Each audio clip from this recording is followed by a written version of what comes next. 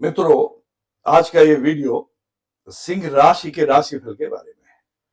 सिंह राशि अग्नि तत्व की स्थिर राशि है और ग्रहों के राजा सूर्य इसके स्वामी है और जंगल के राजा शेर इसका प्रतीक चिन्ह है। इसीलिए यह राशि या इस राशि के जातक मन, वचन और कर्म से शेर की तरह होते हैं और ये अपने कर्मों को बहुत ही उदारता के साथ निष्पादित करते हैं। ये हमेशा गतिशील रहते हैं। इनके अंदर तीक्ष्ण बुद्धि कूट कूट कर भरी होती है, निर्णय लेने की अद्भुत क्षमता होती है और जो इनकी मदद करते हैं या इनका अनुसरण करते हैं ये उसकी पूरी देखरेख करते हैं। जिस तरह से नाना प्रकार के जीव जंतु जंगल में शेर के आसपास घूमते हैं, उसी और ग्रहों के राजा सूर्य के चारों तरफ से सभी ग्रह चक्कर लगाते हैं, उसी प्रकार से आमतौर पर इनके अनुयायी बहुत संख्या में पाए जाते हैं और आमतौर पे वो इनकी नेतृत्व क्षमता के कायल होते हैं। तो साथियों, आज इसी सिंह राशि के राशिफल के बारे में हम यहाँ पर चर्चा करने जा रहे हैं। अब आप यहाँ पर दिए गए चार्ट पर एक नजर डालना चाहेंगे। इस चार्ट में आप ये देखिए कि हमने सिंह राशि का लग्न लिया हुआ है और यहां पर 29 मार्च 2025 को शनि के मीन राशि में गोचर करने के साथ ही वो आपकी चंद्र कुंडली के 8वें भाव में प्रवेश कर गए। गुरु 14 मई को मिथुन राशि में गोचर करने के साथ ही आपके 11वें भाव में प्रवेश कर गए और राहु 18 मई को कुंभ राशि में गोचर करने के साथ ही आपके 7वें भाव में प्रवेश कर गए। अब साथियों, गोचर के कुछ नियम होते हैं। दूसरे, 5वें, 7वें, 9वें और 11वें भाव में गुरु शुभ माने जाते हैं। तो आप देखिए, गुरु आपके 11वें भाव में विद्यमान है।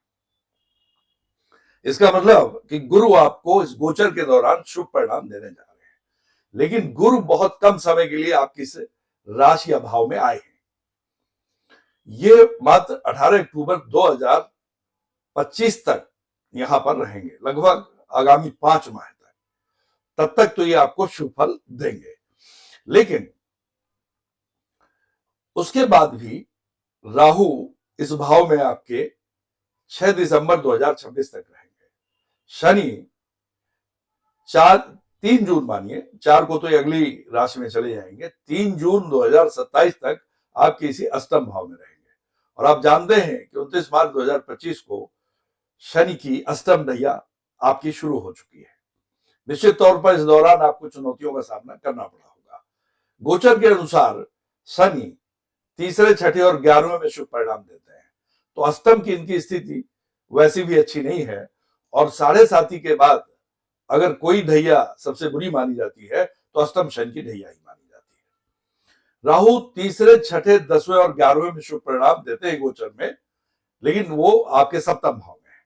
इस प्रकार से आपको अगले 5 माह के दौरान का मैं यहां पर राशिफल ले रहा हूं, तो अगले 5 माह के दौरान गुरु आपको शुभ फल देने जा रहे हैं और 2 ग्रह अशुभ फल, राहु और शनि, आपको अशुभ फल देने जा रहे हैं, यानी बहुतायत अशुभ की है। तो निश्चित तौर पर आपके परिणामों का जो नेट रिजल्ट आएगा वो अशुभता की ओर ज्यादा रहेगा।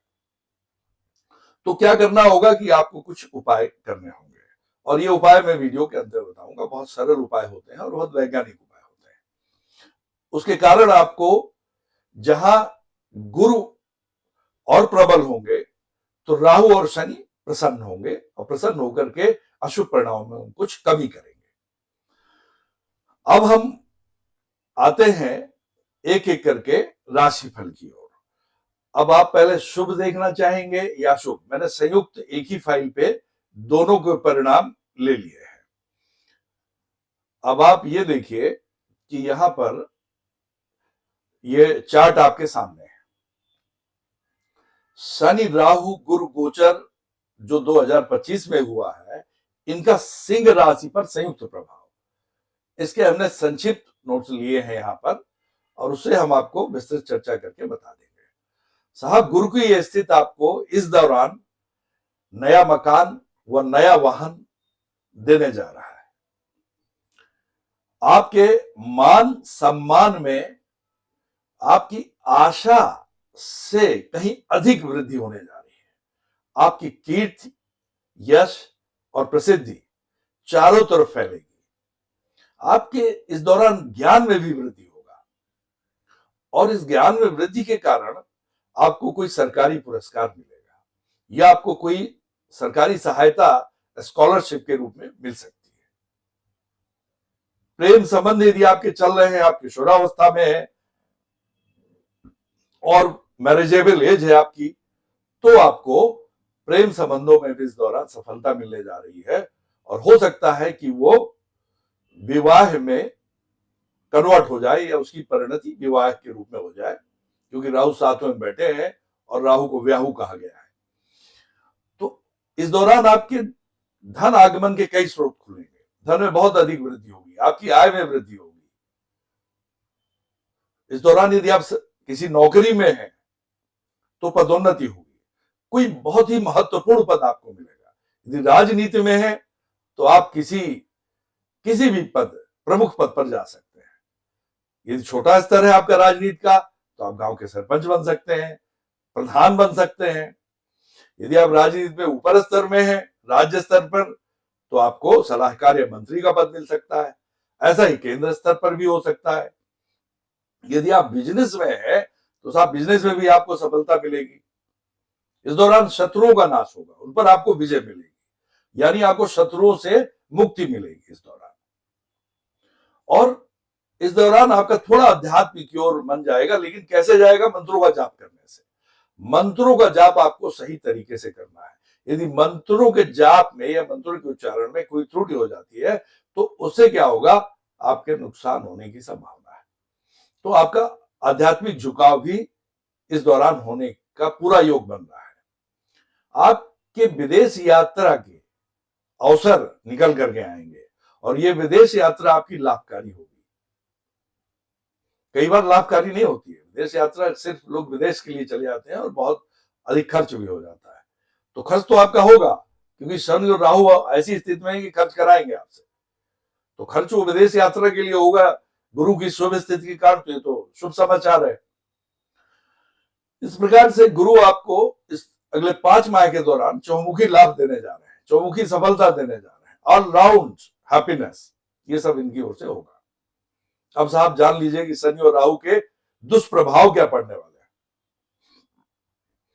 आप जानते हैं अष्टम शनि की ढैया आपकी चल रही है, 2.5 साल की है, 3 जून 2027 तक ये रहेगी। लेकिन फिर भी दोनों शनि और राहु की इस स्थिति के कारण आपको स्वयं को और आपकी संतान को मृत्यु तुल्य कष्ट हो सकता है।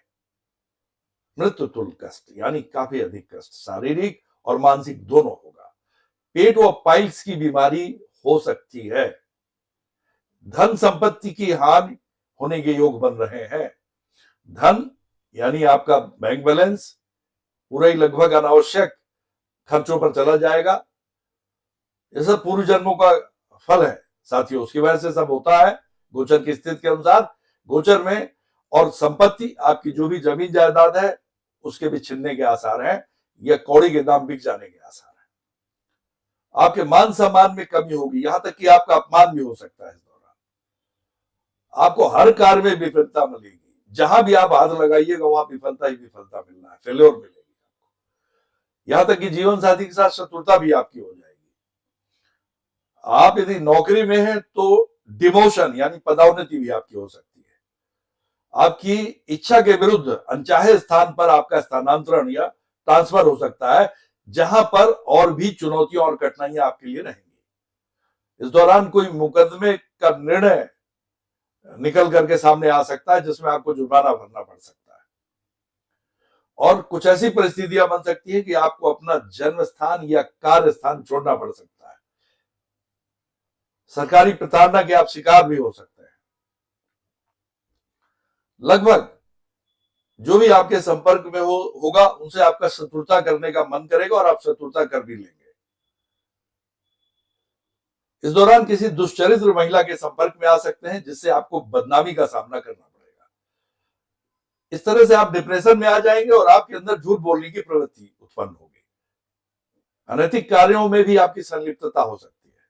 तो ये सब अशुभ कार्य ना हो और गुरु आपको अधिक शुभ कार्य दें, तो मैं आपको अंत में मात्र 3 उपाय बताता हूं। गुरु के लिए आप प्रत्येक बृहस्पतिवार गुरुवार को ओम ब्रह्म बृहस्पति नमः का जाप करें। इसकी एक माला करें और यदि मालाओं की संख्या आप बढ़ा सकते हैं तो बढ़ा लें। और जब आप जाप करें, किसी भी ग्रह का जाप करते हैं, तो आप अपने इष्ट देव को सामने रखते हुए आप ये महसूस करें, विजुलाइज करें कि उनकी सकारात्मक ऊर्जा आपके चारों ओर प्रोटेक्टिव शील्ड का काम कर रही है। उनकी ऊर्जा निकलकर आपके पास आ रही है कॉस्मोस से होते हुए, और वो आपके चारों ओर एक रक्षात्मक शील्ड का काम कर रही है। सब दूसरा, शनि के लिए आप प्रत्येक शनिवार को ओम शन शनश्चराय नमः की एक माला का जाप करें। संख्या बढ़ जाए तो उतना ही लाभकारी होगा आपके लिए। जितने जाप करेंगे, जितनी मालाएं ज्यादा करेंगे, उतना ही लाभकारी होगा। तीसरा, राहु के लिए प्रत्येक बुधवार, शुक्रवार और शनिवार को आप ओम राहुवे नमः की एक माला कर ले, और अधिक मालाएं कर सके तो उससे अच्छा कुछ हो ही नहीं सकता है। साथियों, आपका कल्याण हो, ऐसी मेरी शुभकामना है। इसी बात के साथ हम आपसे विदा लेते हैं। धन्यवाद, नमस्कार।